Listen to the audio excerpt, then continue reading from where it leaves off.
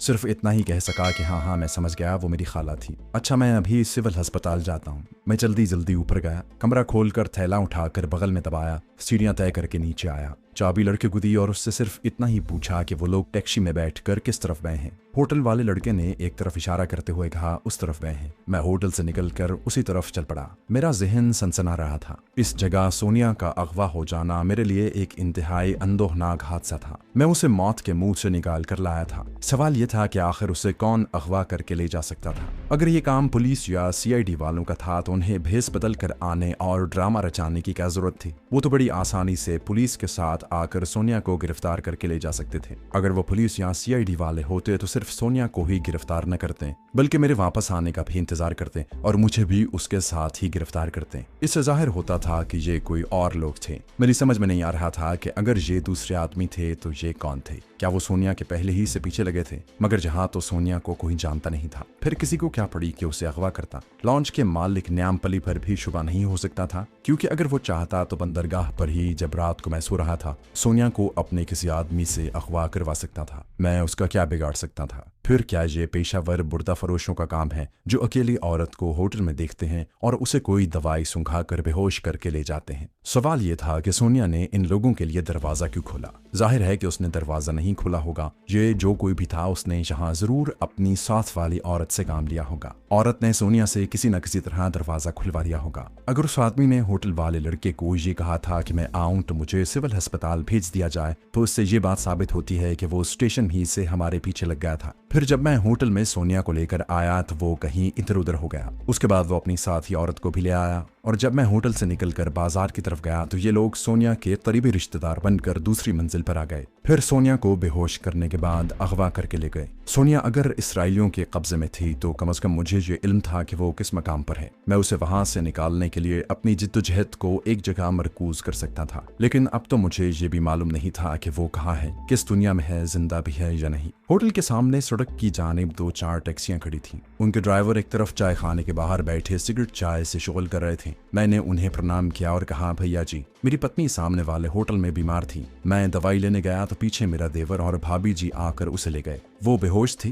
मुझे मालूम नहीं किस अस्पताल ले गए हैं। क्या आपने होटल से किसी बेहोश औरत को किसी मर्द के साथ निकलते देखा है? ड्राइवर मेरी तरफ तकने लगा। एक ने सर खुजाते हुए कहा, अरे भैया, मैंने एक औरत और एक मर्द को होटल से निकलकर गाड़ी में बैठते देखा था। उन्होंने एक बेहोश औरत को थाम रखा था। मैंने जल्दी से कहा, जी हाँ, वही मेरी पत्नी थी। दूसरा ड्राइवर कहने लगा, अरे श्रीमान जी, पत्नी थी तो तुम्हारे देवर जी के साथ गई है, घबराते क्यों हो? दूसरे ड्राइवर हंसने लगे। मैंने कहा, असल में जी मुझे मालूम नहीं कि वो कौन से अस्पताल गए हैं। एक पुख्ता उम्र के ड्राइवर ने पूछा, महाशय जी, अगर आपके देवर भाभी इसी शहर में रहते थे तो आप उसे इस होटल में क्यों ले आए जबकि आपकी पत्नी बीमार थी? मैंने कहा, जी दरअसल हम देवर जी से लड़कर होटल में आ गए थे। ड्राइवर फिर हंसने लगे। आखिर में उन्होंने बताया कि गाड़ी टैक्सी नहीं थी, काले रंग की वॉक्सवैगन थी और वो चेतलपुर वाले चौक की तरफ घूम गई थी। मैंने चेतलपुर वाले चौक की सम दरियाफ्त की और वहां से तेज तेज निकल गया। आगे जाकर मैंने एक खाली टैक्सी ली और उसे कहा कि चेतलपुर की तरफ चले। मैं रास्ते में एक एक चीज को गौर से देखता जा रहा था। गाड़ी पुरहुजूम बाजार से निकलकर खुली जगह पर आई। सड़क के दोनों जानिब थोड़े थोड़े फासले पर कारखाने और फैक्ट्रियां नजर आने लगी। ये फैक्ट्री एरिया मालूम होता था। उस इलाके से निकले तो सामने क्वार्टरों की बस्ती थी। टैक्सी ड्राइवर ने कहा, चेतलपुर है बाबू भाई, कहाँ जाएंगे? मैंने चेतलपुर के करीब ही टैक्सी रुकवा दी और उसे कहा, थोड़ी देर जहाँ इंतजार करो भाई, मैं भी आता हूँ। ड्राइवर ने कहा, मुझे छोड़ दो बाबू, कोई दूसरी गाड़ी ले लेना, मेरे पास वक्त नहीं है। मैंने उसे फारिग कर दिया और चेतलपुर बस्ती के क्वार्टरों की तरफ चलने लगा। मैं चेतलपुर की बस्ती में आ तो गया, लेकिन मेरी समझ में नहीं आ रहा था कि मैं सोनिया को यहाँ कहाँ और कैसे तलाश करूं। बस्ती में ढलानी छतों वाले क्वार्टरों की कतारें सी बनी थी जो एक दूसरी को काटती हुई गुजर रही थी। ये फैक्ट्री मजदूरों की बस्ती लगती थी। बस्ती के एक जानिब लोहे के स्क्रैप के ढेर लगे थे। एक गड्ढे में कूड़ा करकट भरा हुआ था। मैं बस्ती में दाखिल हो गया और काली वॉक्सवैगन की तलाश शुरू कर दी। मैं सारी बस्ती में घूम गया, मुझे वहाँ कोई गाड़ी नजर न आई। सभी लोग वहाँ अजनबी थे, किससे क्या पूछता। मैं बस्ती से बाहर निकल आया। एक तरफ एक बूढ़ा दरख्त के नीचे बैठा नारियल पी रहा था। मैंने उसे प्रणाम किया और पूछा कि जहाँ नीले रंग की मोटर गाड़ी तो नहीं आई। बूढ़े ने मुंह से नारियल हटाकर मुझे जर्द जर्द आंखों से देखा और तमिल में ही जवाब दिया कि इधर कभी कोई मोटर गाड़ी नहीं आई, ये तो गरीब मजदूरों की बस्ती है। मैं उसे प्रणाम करके उठा और इधर उधर देखता वापस उसी सड़क की तरफ चल पड़ा जिसके दोनों तरफ कारखाने थे। 1 घंटे की दरबदरी के बाद जब मैं सोनिया का कोई सुराग न लगा सका तो मैं वापस उसी होटल में आ गया। कमरे में थकन से चूर होकर बैठ गया। दरवाजा खुला ही था। नौकर लड़का आ गया। उसने खाना लाने के लिए पूछा। मैंने उसे इशारे में कहा कि ले आओ। वो चावल और दाल ले आया।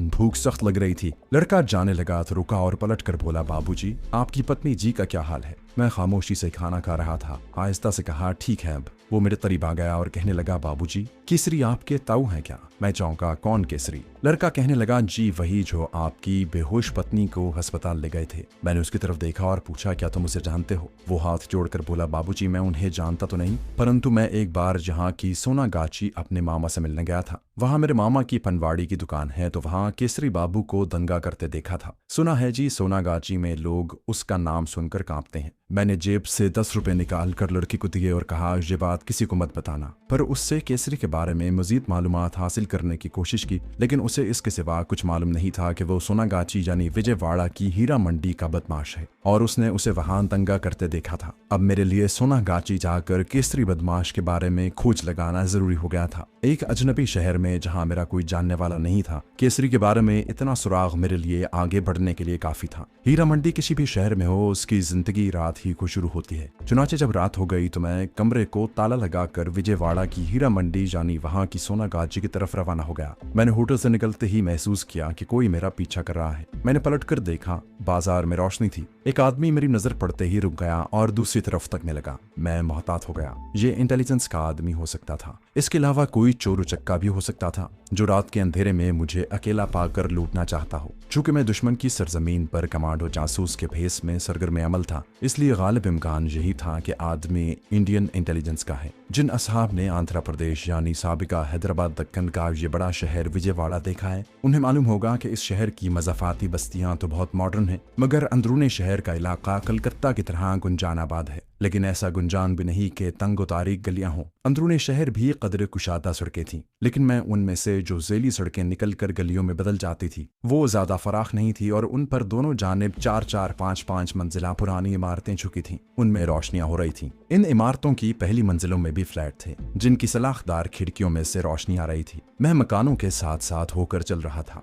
मेरी मंजिल विजयवाड़ा शहर का रेड लाइट एरिया यानी सोनागाची थी। एक सोनागाची कलकत्ते में भी थी, जहां भी रेड लाइट एरिया का नाम सोनागाची पड़ गया था। दिन के वक्त मैं 1-2 बार इस इलाके से गुजरा था। उस वक्त यहाँ उदासी और वीरानी बरस रही थी। अब रात के वक्त पहुंचा तो सारे का सारा इलाका जगमगा रहा था। कोठरों से हारमोनियम और तबले की थाप और घुंघरुओं की छनकार की मुतरन्नम आवाजें आ रही थी। मुझे इस इलाके के एक पनवाड़ी की दुकान पर पहुंचना था जो होटल वाले लड़के का मामू था। वहां से मुझे केसरी बदमाश का सुराग मिल सकता था, जिसने एक औरत के साथ मिलकर होटल वाले कमरे से मेरी अदम मौजूदगी में सोनिया को अगवा किया था। होटल वाले लड़के ने बताया था कि उस पनवाड़ी को वहां सब मामा पान वाले के नाम से पुकारते हैं। रेड लाइट एरिया का एक बड़ा बाजार था। दाएं बाएं छोटी गलियां थीं। मैंने एक चाय वाले की दुकान से मतलूबा शख्स का पता पूछा और मामा पनवाड़ी की दुकान पर आ गया। वो एक गली के अंदर जाकर थी। छोटी सी दुकान थी मगर दुल्हन की तरह सजी हुई थी। सामने एक बड़ा आईना था। कत्थे चूने की गड़वियां चमक रही थी। विष्णु भगवान की फ्रेम में लगी हुई तस्वीर के आगे फूल पड़े थे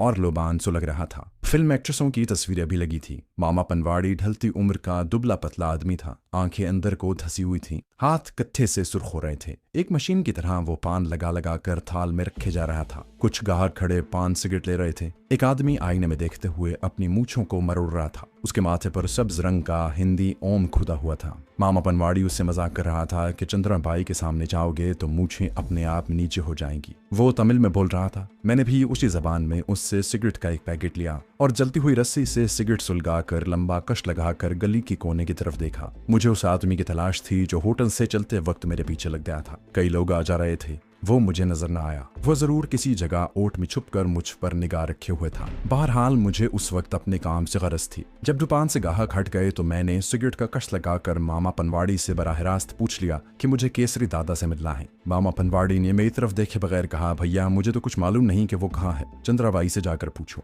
पनवाड़ी अगरचे अपनी धुन में पान लगा रहा था मगर उसका चेहरा बता रहा था कि वो केसरी बदमाश के बारे में बहुत कुछ जानता है। अब मैंने नहले पर दहला फेंका और गर्दन उसकी तरफ झुकाते हुए तजुर्बेकार बदमाशों के अंदाज में कहा, मामा मैं वरंगल के अड्डे से आया हूँ। केसरी दादा की जीती हुई रकम उसे पहुंचानी है। उसने मुझे ताकीद की थी कि रकम ले आओ तो मामा पनवाड़ी से मेरा पता पूछ लेना। पनवाड़ी का हाथ रुक गया। उसने लाल कपड़े से कत्थे वाले हाथ पूछे, बाजार में दाएं बाएं एक निगाह डाली और बोला, केसरी तो आज सुबह ही रामा गंदुम वाले अड्डे की तरफ चला गया है। मैंने सिगरेट का एक और कश लगाया, धुआं हवा में फेंका और बड़े खुर्रांट अंदाज में मामा पनवाड़ी की तरफ देखे बगैर यूं पूछा जैसे मैं केसरी के टोले का ही आदमी हूं और उसकी सरगर्मियों से पूरी तरह वाकिफ हूं और उसका राजदार भी हूं। मामा केसरी ताजा माल लेकर गया है क्या? मामा पनवाड़ी अब फिर पान लगाने लगा था। आहिस्ता से बोला, वो माल लेकर ही रामा गंदुम जाता है। मुश्किल ये थी कि मुझे रामा गंदुम वाले अड्डे के बारे में कुछ मालूम नहीं था। ये बात मैं मामा पनवाड़ी पर जाहिर नहीं कर सकता था क्योंकि वो मुझे अब केसरी बदमाश के ग्रुप का आदमी समझ रहा था, लेकिन रामा गंदुम के बारे में मालूम करना जरूरी था।